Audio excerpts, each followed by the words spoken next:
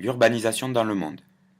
Depuis le début du XXe siècle, le nombre de citadins, c'est-à-dire les personnes qui habitent en ville, ne cesse d'augmenter. Ainsi, en 1900, seulement 15% des habitants de la planète habitaient en ville. En 1950, ce chiffre était de 30%.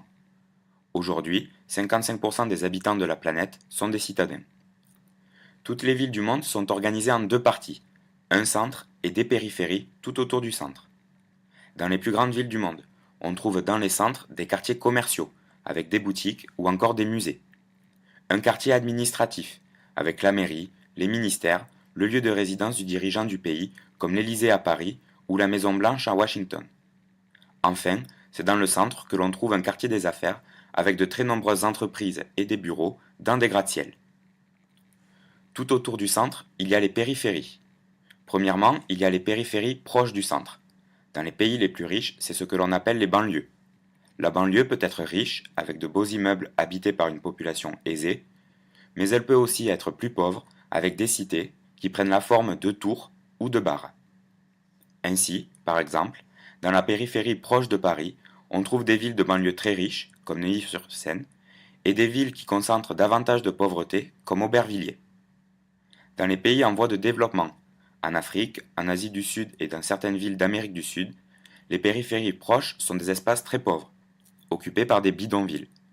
Les bidonvilles sont les quartiers composés d'habitations faites avec des matériaux de récupération, comme du bois, de la tôle ou du plastique.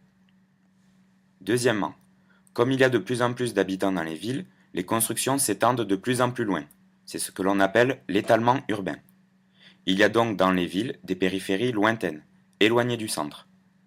Dans les pays riches et développés, c'est là que l'on trouve les zones pavillonnaires, c'est-à-dire des quartiers de lotissement avec des petites maisons individuelles avec jardin.